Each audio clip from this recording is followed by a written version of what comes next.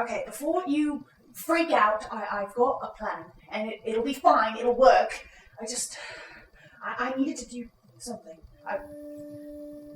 He'll be here soon. No, he's here now. Okay. Christ, just powers work with me for once here? You know, if this is some kind of trick, just get it over with quickly, okay? Oh, of course. The grand scheme of me inviting you to my flat where you can burn my face off without any witnesses. Really clever trick on my part. Oh, I don't even use fire. Shut up.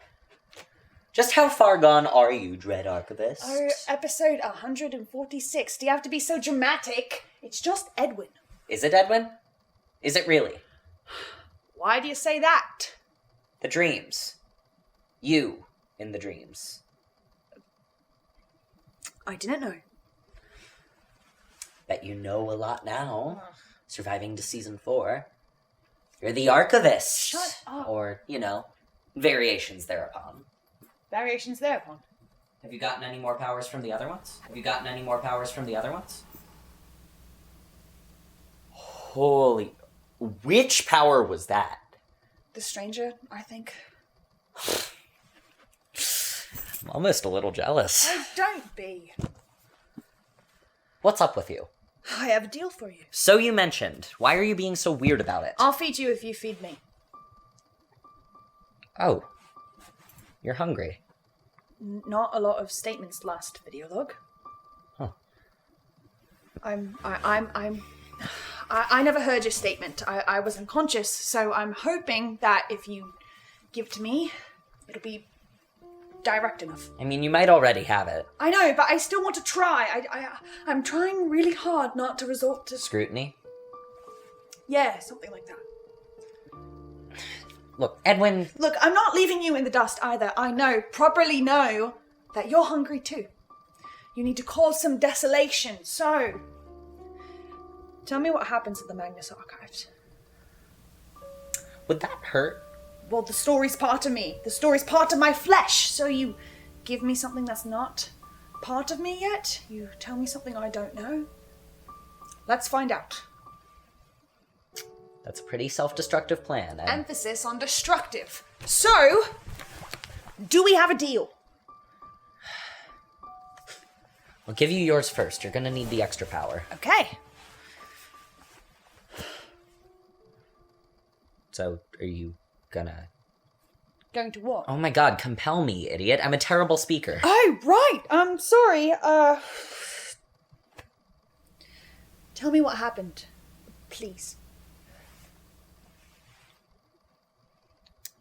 Why did we decide that fire was the only form of senseless destruction?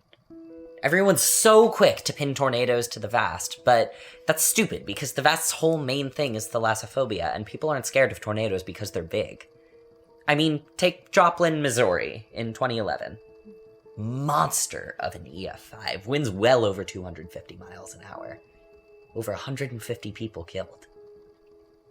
That tornado touched down at 5:34 p.m., and both it and Joplin were gone by 6:15. That speed, that violence, that is what makes tornadoes terrifying. And what they do to people is just chaos.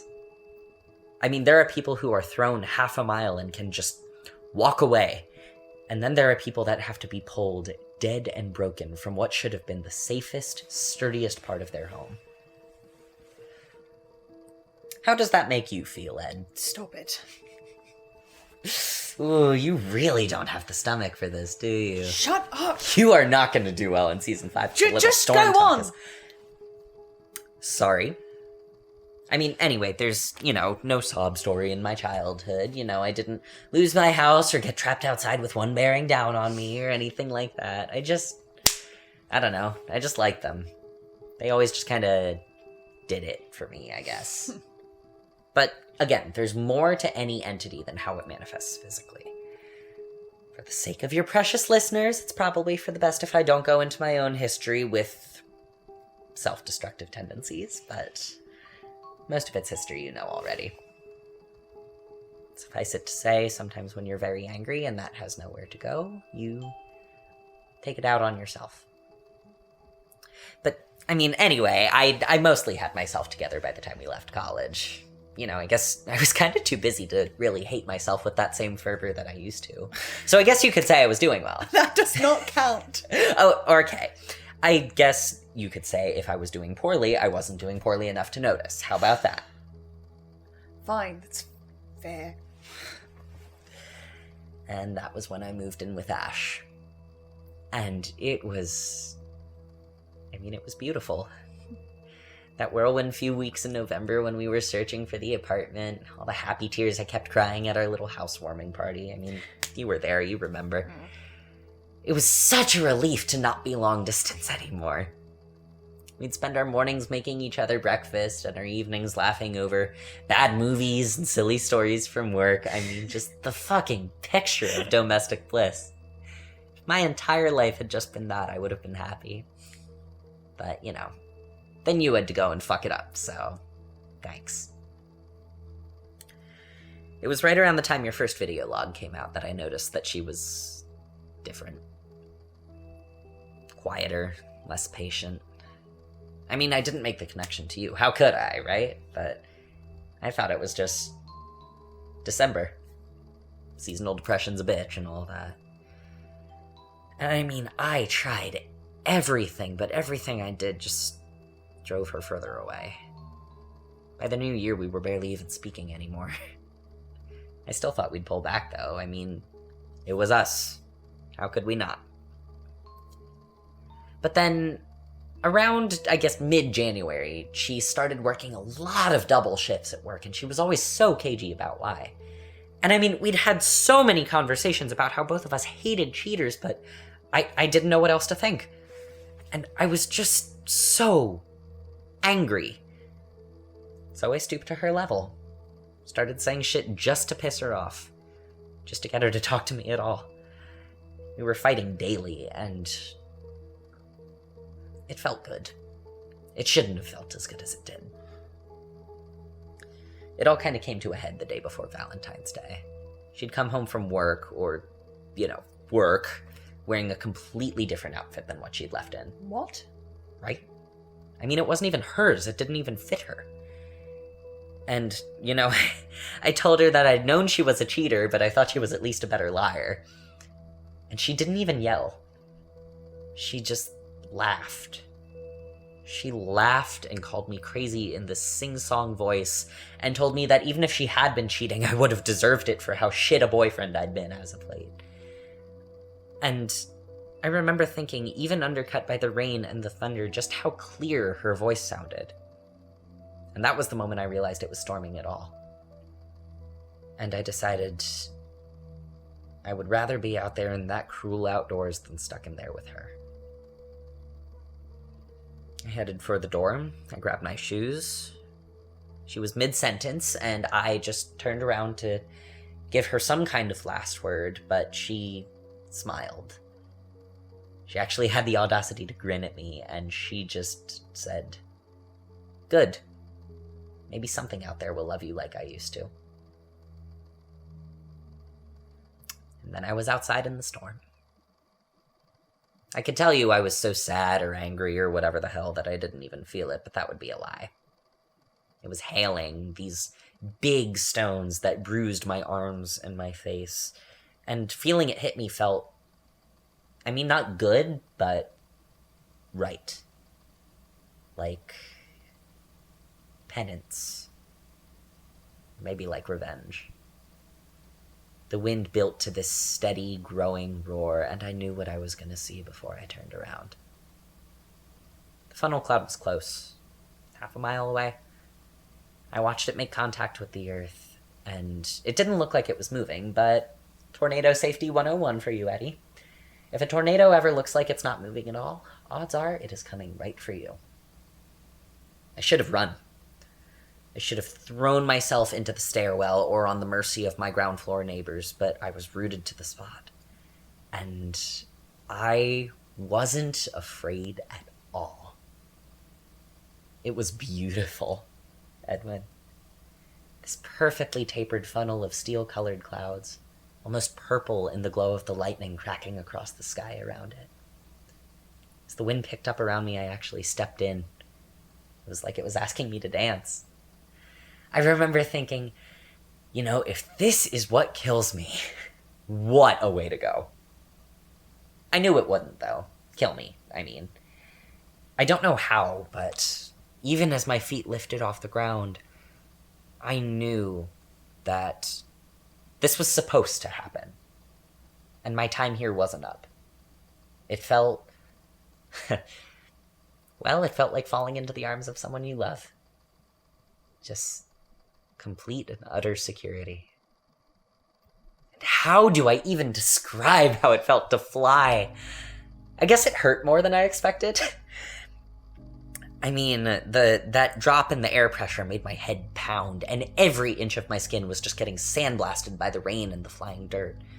I broke my wrist when a tree branch slammed into my arm, and the edge of the stop sign cut so deep into my calf that I could see the muscle. I mean, by the time the storm finally threw me out, I was bleeding so badly that the air around me was misting red. But God, what a rush. Just whirling through the sky like a trapeze artist, laughing and crying and screaming until my voice had been claimed by the wind. I remember there was so much energy in my body, it felt like I'd been struck by lightning. And in those moments where I had my bearings enough to look down at the ground, it all just looked so small.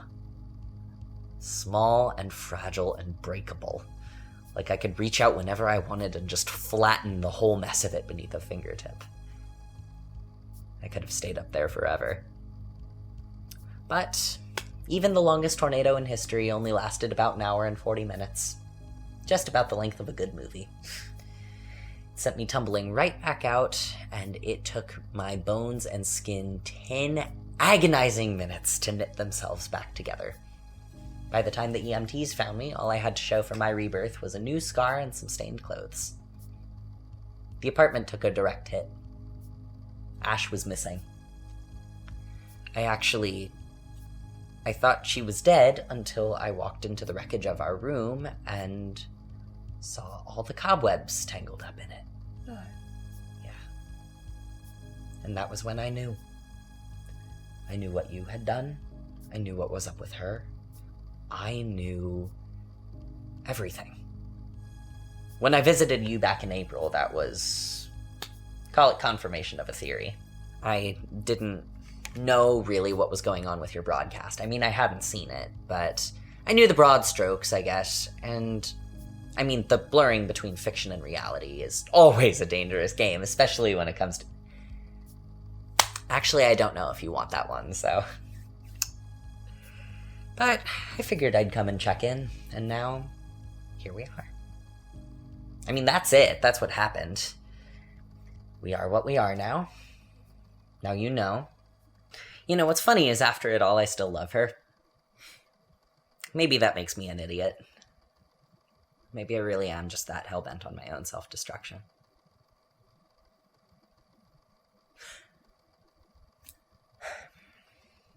So did it work, or... I don't know what to say. Edwin Endicott at a loss for words. Times really have changed. I'm sorry. I know. Did it work? Who cares? Edwin. No. But it's fine. Still. Thank you. Don't thank me. I punched you for it. You know, Astrid was pissed when she found out about that. Astrid? She... Yeah. You know, I was really hoping it wouldn't take any more of us. Hoping it wouldn't take any more of us, or I wouldn't. I don't know. You know, I know how the story goes, and I know about your archivist stuff, but your story powers are making things weird. Like, I'm an avatar now. The archivist doesn't turn people into avatars, so maybe you're not an archivist at all. Maybe you're something else, or... I mean, Henrik's starting to think the same thing, really. I don't know if this whole thing is an extension of it.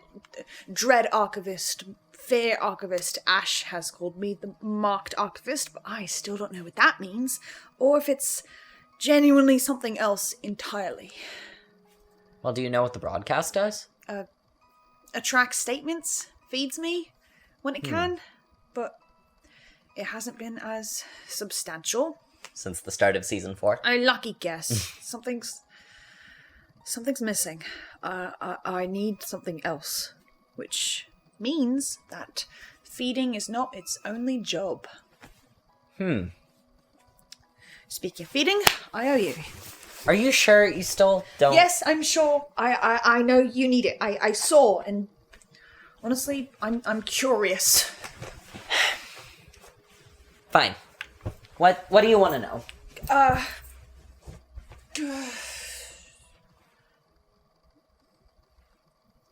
Tell me about the Watcher's Crown.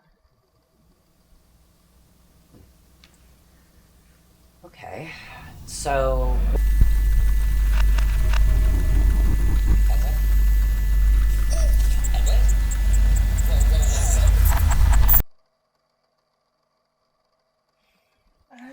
Oh, okay, take it slow, nerd.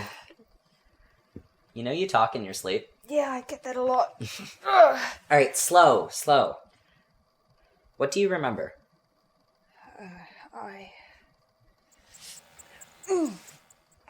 Nothing. It's back behind the door. Ow. What about you? Did it work? Yeah, I'm good. Okay, good. I think I should probably record. Might refuel me a bit. Ed, you need to feed. I am. That's what the recording will do. No, I'm saying if the broadcast isn't pulling enough, you need to choose to take it yourself. People make bad decisions when they're hungry. Right? You gotta promise me you're gonna do what you need to do. Okay. I'll try. No, don't try. Just do it. Look,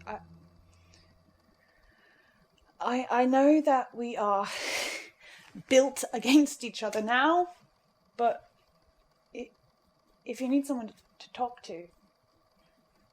Well, you've always been a fantastic listener. Shut up.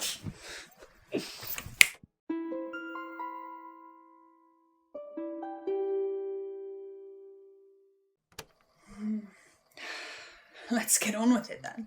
Episode 135, Dark Matter, to 146, Threshold. Favourite episode in this batch was 145, Infectious Doubt, and also Daisy and John's conversation at the end of 136, Puppeteer. I was right. I think I quite like Daisy now. Oh! And the number sequences from episode 144, Decrypted, they are an actual cipher, you know.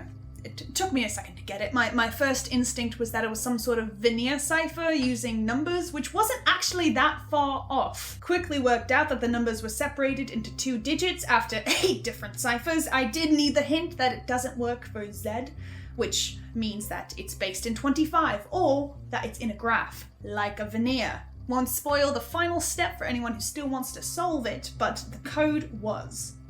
The world is always ending. Yeah, pretty cool code if you ask me. We got a few more rituals under our belts. Firstly, the Slaughter, the Risen War, aboard the Nemesis in late 1942. Took place before Gertrude was even born. Then there's the Scoured Earth and the Extinguished Sun. You know, in the last Q&A, I was asked which characters I would like to hear from the most. I said Robert Smirke, Agnes Montague, John Flamsteed. What? In this batch, we heard from Robert Smirke, directly followed by Eugene Vanderstock regarding Agnes Montague's birth, and then immediately followed by John Flamsteed's statement. You know, I thought the further I got into this series, the less that this would happen, but apparently I am still referencing and directly quoting episodes that I have not even heard yet. Lovely. So, the Cult of the Lightless Flame. A correction. Diego Molina was part of the cult, not just someone consumed by Lightner. He took lead after Agnes's death in 2006 and attempted, if not a full ritual, some performance of grand destruction in December 2012. He was stopped and killed by Jerry Key in episode 12, First Aid. Speaking of Jerry, I was right. Eric Delano is Jerry's father. Something happened to him, though. Gerard may have a connection to the eye, but I'm not convinced it will be enough. And I will admit I've grown fond of the boy. I wonder if I told him about Eric, whether he'd follow in his father's footsteps. Still, it's not like it kept Eric safe in the end. Looks like Gertrude calling Jerry her son wasn't that much of a joke. I still think Eric is the skin page that Mary gave Gertrude, though. We've got two statements regarding Agnes Montague and the Ritual of Desolation, from Eugene Vanderstock and Arthur Nolan. Agnes Montague was created as the Messiah of Desolation. She is the lightless flame. Why didn't I see that? Since she was around 18 to 19 in 1974, let's say she was born in 1956. Coincidentally, that's the year before Raymond Fielding inherited Hilltop Road. They placed her in Hilltop Road as some balance between normalcy and cultivating terror throughout her childhood. Then comes Gertrude Robinson. At around 25 years old, this was the first ritual she ever attempted to stop.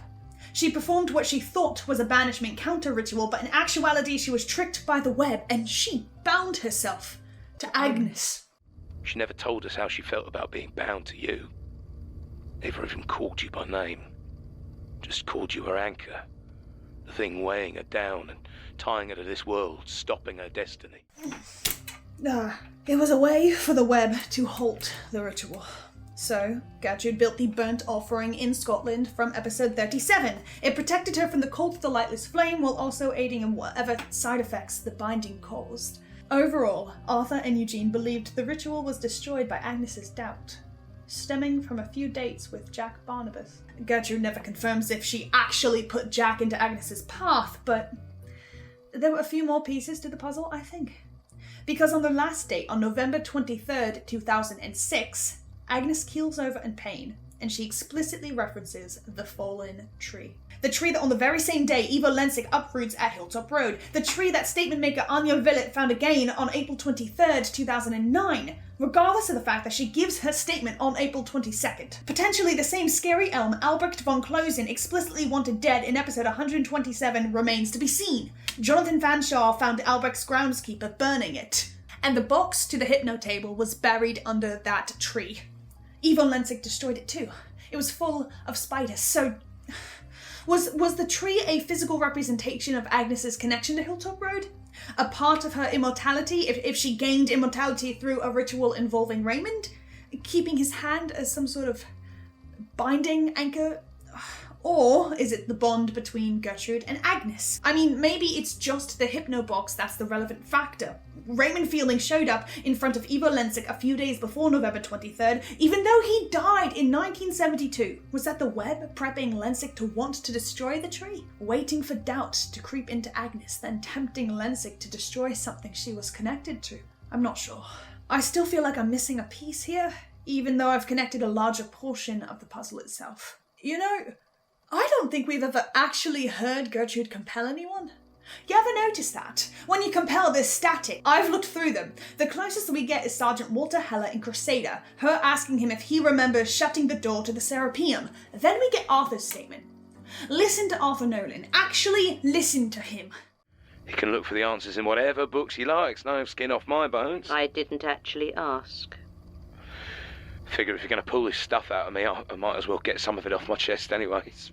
But no, he read it in some ancient tome, so that's that. Well, I can't say Reckons he always knows best, because he's read a few books. Well, big deal.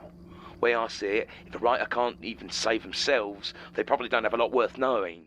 Arthur actively interrupts when she's trying to speak, and she actively tells him she didn't ask him things. I'm willing to bet she's not actually using any of the powers. He's just talking because he thinks she's using them, but he just wants to talk. Obviously, subconscious compulsion is a factor, but she's avoiding it. She's avoiding feeding the eye. Not to mention the written statements. You ever notice that John has never received a written statement himself? But the majority of Gertrude's are fully written.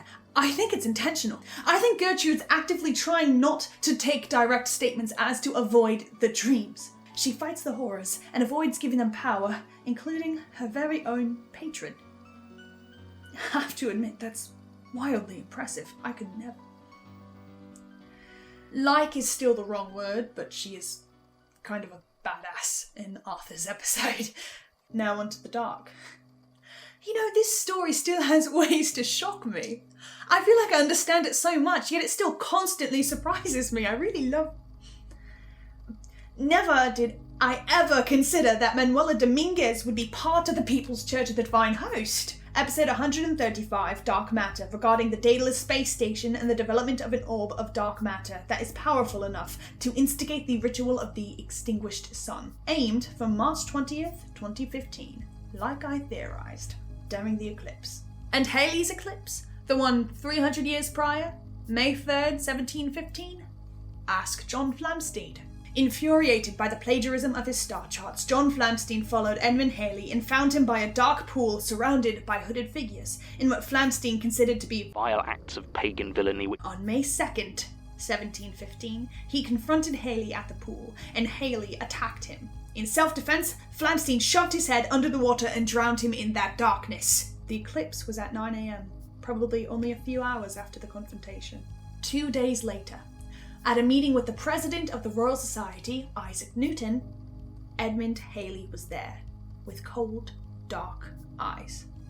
And he thanked Flamsteed over and over again. This was the creation of the darkness within Maxwell Rayner, being passed down to different hosts. I'm uncertain as to whether or not Maxwell Rayner is Edmund Halley, or if it's more of a creature held within the body rather than a transference of personality. Regardless, this was the beginning of a preparation for the ritual of 2015. A week prior to the May 20th eclipse, the People's Church slayed Montauk's monster and drank its blood. The creature Robert Montauk fought so hard to keep from his wife, Lynette. I was but newly joined when Lynette fled the church and Maxwell had her silenced. But I remember her brute of a husband. He fed the beast for us, you know. When first he believed Lynette might still be saved. Then, later, we faithful served as his fuel to banish it. The night of the ritual, there were other churches, Russia, Alaska, all of them praying with Hithergreen Dissenters Chapel. But 4 days before the eclipse, something happened, and Hithergreen was stopped. The ritual fell apart. Manuela didn't actually know what Gertrude did. When John and Basira got there, she didn't even know that Gertrude was dead. Basira and John went to Nyalesund, and Manuela was there with the heart of darkness, but with no intention of destruction. But John knew that if he looked at the heart, it would be destroyed. And he was right. And he felt perfectly fine afterwards. It feels wrong. I'm skeptical that he's perfectly fine, but it really just means that he is getting more powerful. Which also begs the question, why did Elias send us over there? Elias admitted to sending Basira to Australia because he knew that John would go into the coffin if left alone. And he has still achieved what no one, mortal, monster, or anything in between, has ever been able to.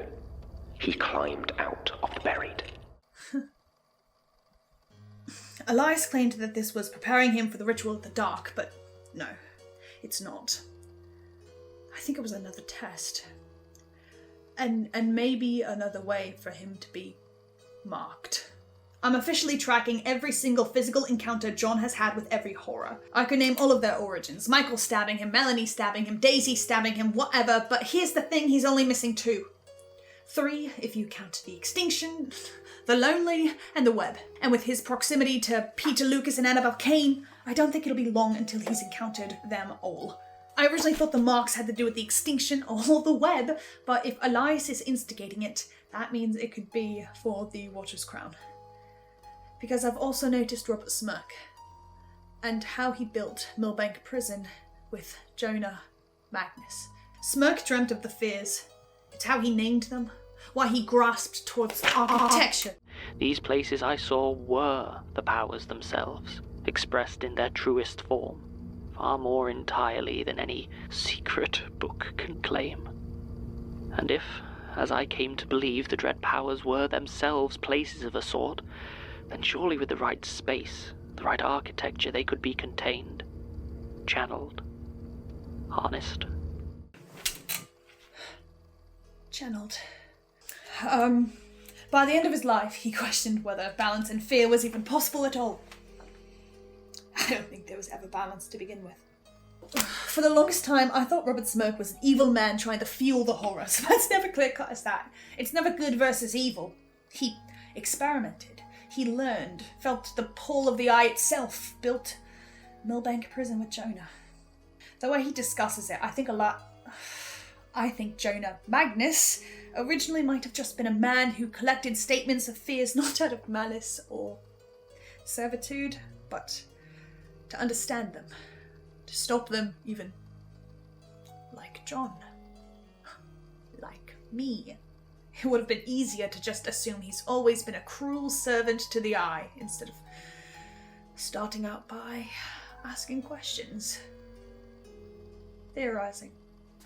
But Robert Smirke was being watched, was killed by the eye, by Jonah. He started dreaming of a sky that blinked back at him. After decades of silence between the two of them, he was worried about what Jonah was doing.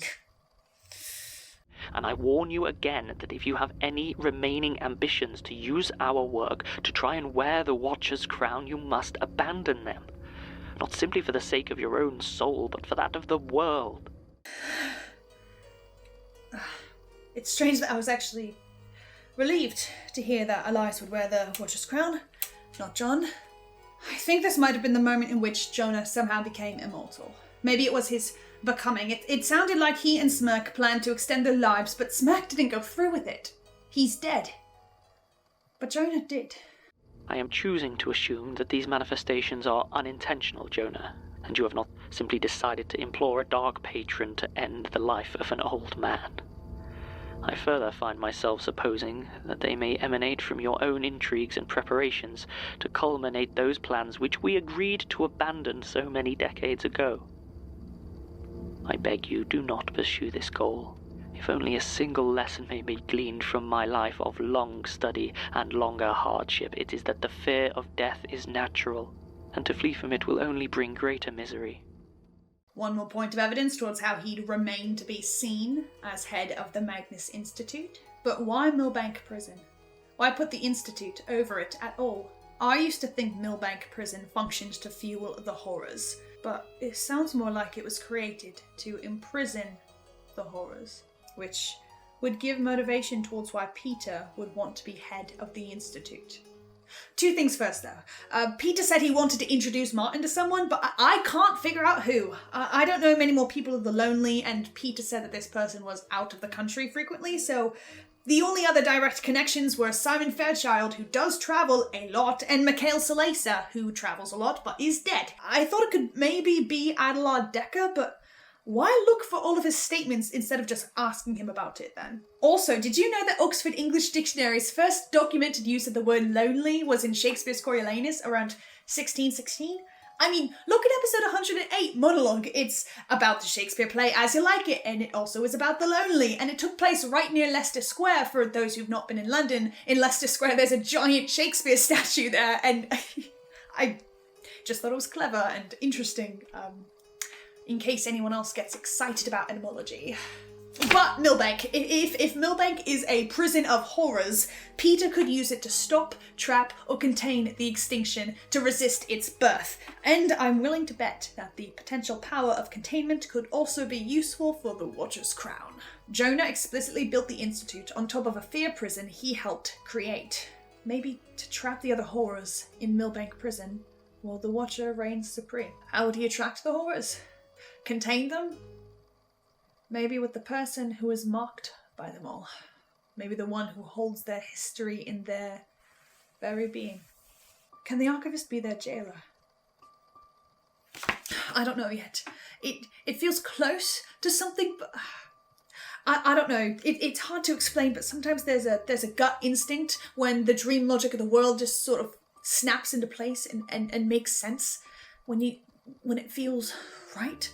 And I don't feel that snap yet. I think John would be used for something more, especially because he's growing much more powerful. And he's growing more hungry. You know, I used to live in London. It's the actual reason as to why I'm good at the maps. Jane Prentice lived in Archway, and that was 2 train stops away from where I lived. That's genuinely why I knew Carlos and Harriet lived near her. So I've been waiting the entire series for an episode that finally mentions my area. I lived in Kentish Town. Episode 142, Scrutiny, in which we hear Jess Tyrrell's statement regarding her encounter with the archivist. Regarding John's feeding.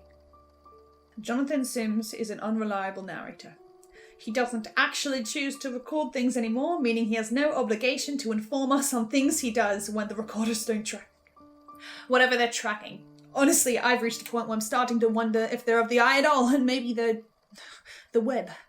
Jess Tyrrell was his 4th victim. It's been going on since the coma. It started by accident, or unintentionally. Well, he did ask. It wasn't premeditated. Consciously premeditated. But it grew into feeding after injury. Then to finding... I just tried to... I was weak. Ravenous. I didn't feel... He's gotten up to 5 now. Does Elias feed? Martin left Tyrrell's tape for Basira, Melanie, and Daisy. Episode 146, Threshold, they confronted John. Basira thinks he's a cruel monster, John thinks he might be controlled by the web, Daisy thinks it's just him, and Melanie is disgusted. To ensure he's not being controlled, Basira's determined to go to Hilltop Road. Surprised me, actually. I didn't think we'd be going there until the end of season 5, but I am curious. I've been thinking about hunger. How it clogs your brain, heightens your senses, makes you irritable, rash, ravenous. How much control do you have over yourself when you're hungry? Martin says it's not you, Daisy says it's only you, but it isn't new. It isn't a feeling created by the horrors, it's felt by almost everything. The majority of human history has been spent staving off malnutrition, the aching, the dizziness, the dread. It's so familiar. Sometimes I wonder if hunger is the most human thing of all. Sometimes I wonder if it's scarier that we've all been deeply human all along. If everything we ever do, we do it to avoid being hungry. Maybe it's easier to equate monstrosity and malice to things that aren't human anymore, because that's the simpler answer than admitting that humanity encapsulates monstrosity rather than defies it. Maybe there's a distinction between John and I. Tapes can leave things unrecorded, but me, I'm talking right at you. I am talking to you. YouTube's very first catchphrase, broadcast yourself. You have my thoughts. You have me. So, you watch me as I sit here and ask philosophical questions into the void to avoid ever genuinely asking them myself. What happens when what you crave directly causes harm? Answer the question, Edwin. Morally, you stop. But you haven't stopped. Hell, you've tried. Then you've stopped trying every time. Because... God, just say it. Because I don't think I actually want to stop. Because I am dying to know what happens. I want to know the Magnus Archives.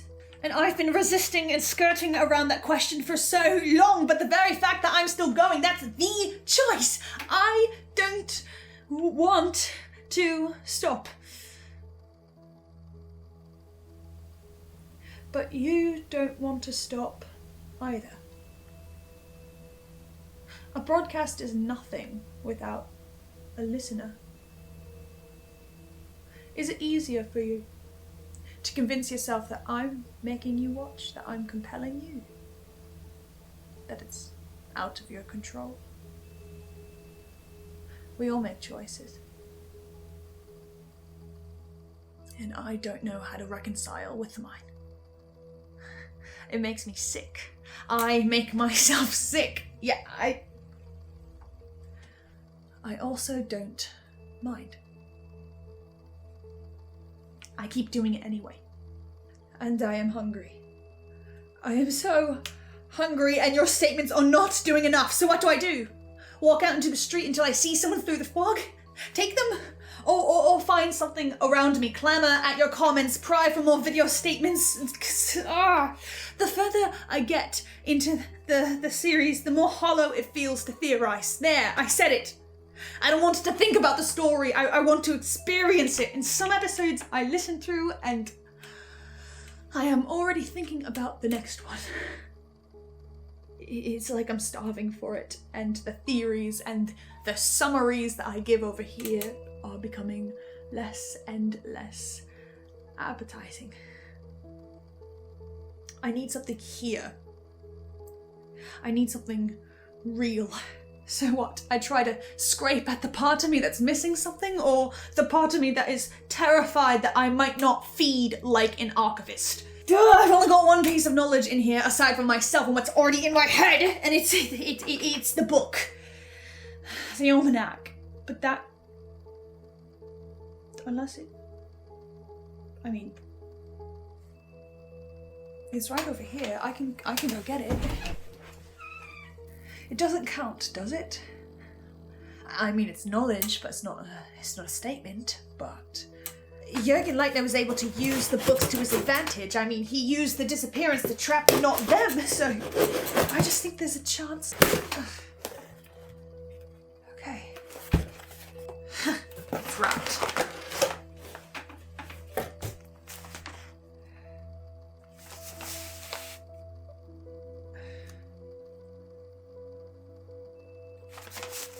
I just want to see it. I just want to see it, and I just want to see what it can do. See... No, not see what it can do.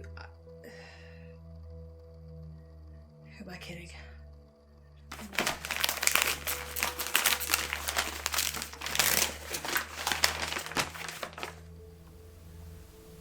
Oh my god, it's gorgeous. This might work.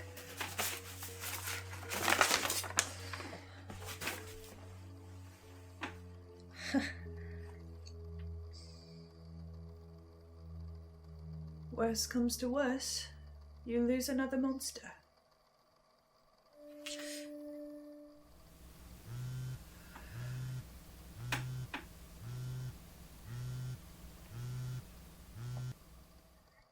Hello, Astrid. Your video statements, the one people film, like Mr. Peacock or the Librarian or the Invisible One, how many horrors are mentioned in those? I've never counted. Dang. I was hoping you'd just know. Would have saved me a few hours of research.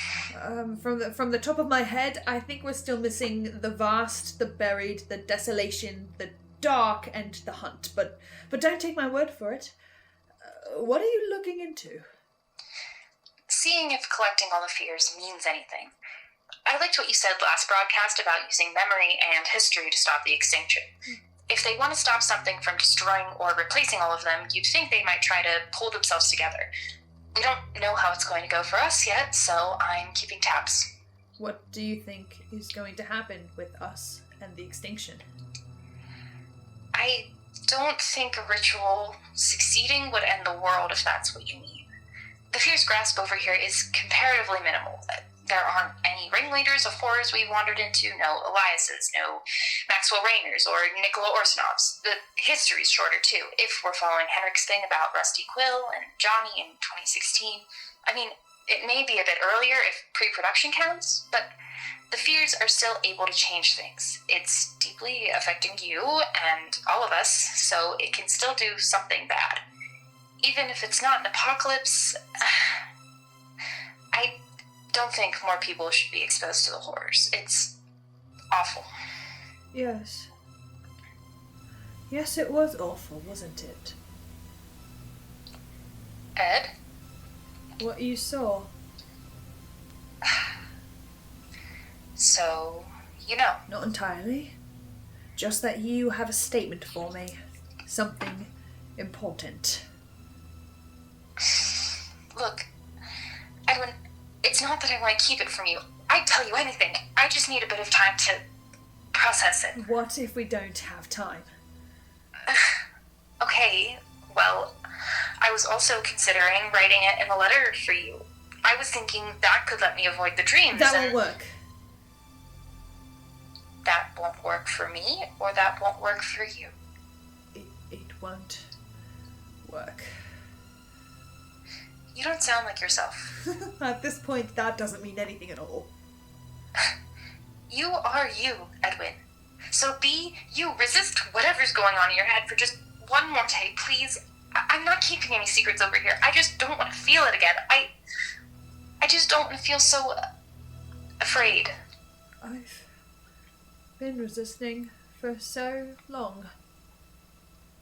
I'm not talking about it. I can help with that. You wouldn't. Astrid, please, just tell me what happened.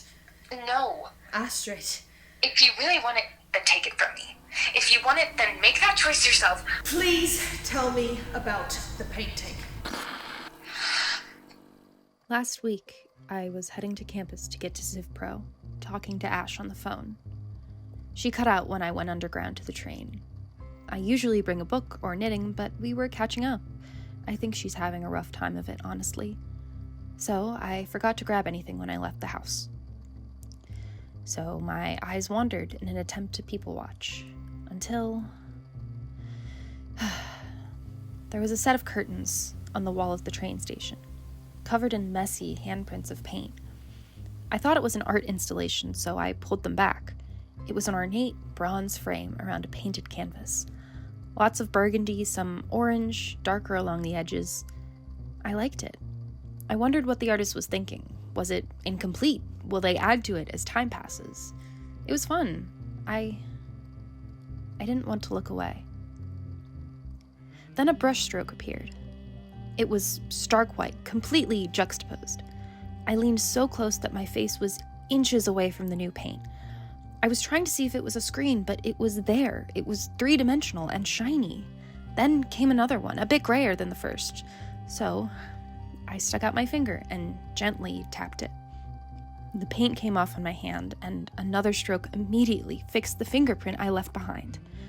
How odd. I glanced around to see if anyone was making this happen, or at least noticing it, but people walk past strange things every day. No one really noticed. I watched it paint itself until the picture became clear. It was painting bones. A skeleton in 3/4 angle. It was delicate, slowly rendering every light and shadow. It was beautiful. I forgot that I had class. I glanced at my watch and 3 hours had passed. 3 hours. That shook me out of my reverie. I pay for these classes. I can't afford to miss one. I would have thought it was a waste of train fare. But that painting was truly beautiful. Come to my surprise when I spotted an identical set of curtains in a cafe 2 days later. Same color, same handprints, same everything. That knocked enough sense into me that I probably shouldn't open them again, but it wasn't hurting anyone, was it? So I poked out my finger and drew it back ever so slightly. The painting was exactly the same as I left it. I was almost disappointed until ever so gently another brushstroke appeared. There we go. So I sat at the cafe booth, drank my dirty chai, and observed. The painting started adding thin lines of red and blue. Veins. Veins that were slowly being covered in muscle. Muscles that were being pushed against organs. It grew a bit grotesque, really, yet those details were what got to me. I can't exactly vouch for any medical accuracies, but it felt very real. Like a conversation. I could see a personality in the way they painted, like meeting a new friend. The arteries and blood and organs were just so jarringly realistic, I was almost concerned. I almost wanted to look away, which piqued my curiosity even more. I should have been studying, but I wound up doodling hands in the margins of my notes. Then it started to add. It began to paint some of the skin bruised, and 1 or 2 of the nails were very harshly chipped. Not to mention, the layers of the painting itself really confused me. The right bicep was covered in skin, yet the ribs were still bone. Half of the mouth had teeth and lips, while the stomach was still gathering its shadows. I didn't understand why the painter would construct the layers of the body so unevenly. It nagged at me constantly to observe this brilliant, mismatched crochet, yet not know the inspiration. At the same time, the more I watched, the more I was unnerved. It was beautiful and revolting at the same time. It's cliché that things happen in threes, but I decided the next time I saw it, I would ignore it. I should ignore it. That worked for a day or two, but as it turns out, that's a lot easier to decide than to actually do. It honestly wasn't all that shocking when those familiar curtains popped up in my very own living room. And I couldn't just... I made a cup of tea while in my pajamas and sat on my couch, like a stupid little sleepover. And the painting painted. The clavicle was coated in thick pink ribbons of muscle as the lungs were shoved under the ribs. There was impatience underneath that precision, and urgency. I genuinely started to worry for the painting, but even through the racing, it remained masterful. Then, a harsh, jagged line carved a crack in the forearm. I actually gasped in shock, like it broke some unspoken rule, like it wasn't supposed to do that. It snapped the ulna in half. She was just about to connect the joint on that. Another streak smeared over the index finger until it was entirely gone, a jagged stub left in its place. This was wrong. They were wrong, but it still felt like her.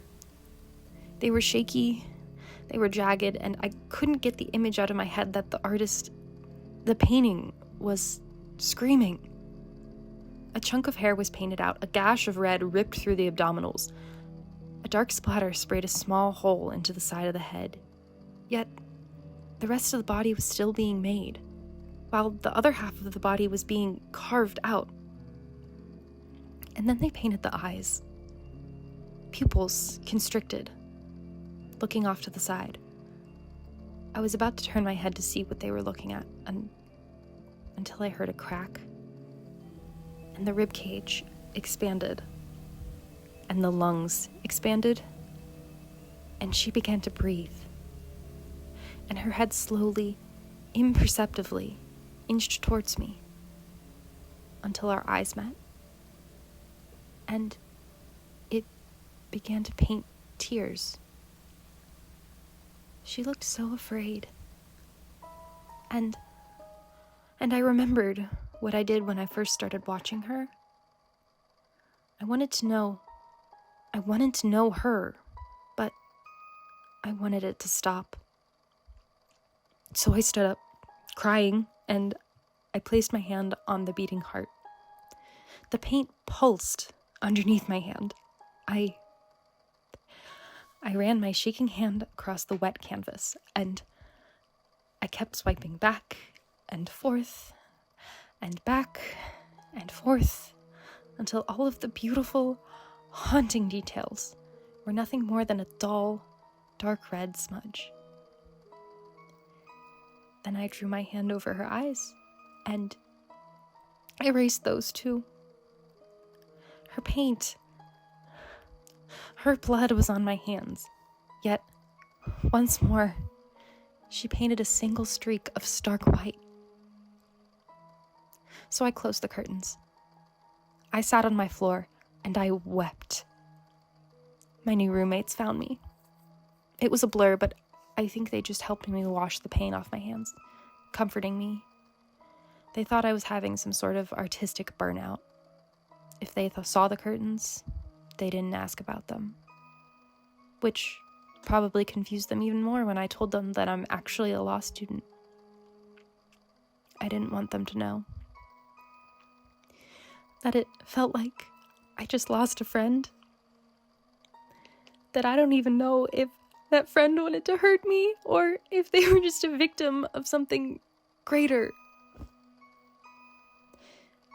The curtains were out of the room by the time I woke up that morning, but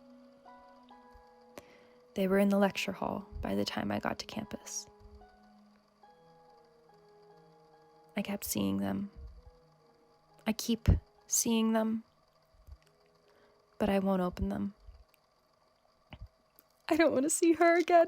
I don't want to see what I've done. Or what she'll do to me.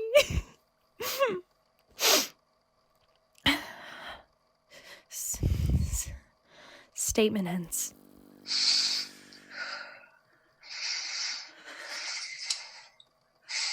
I am so sorry. For once in your life, I don't think you are. There's still something. You won't give in to it, if that's what you're worried about. She'll try, but a few years she will move on to her next victim.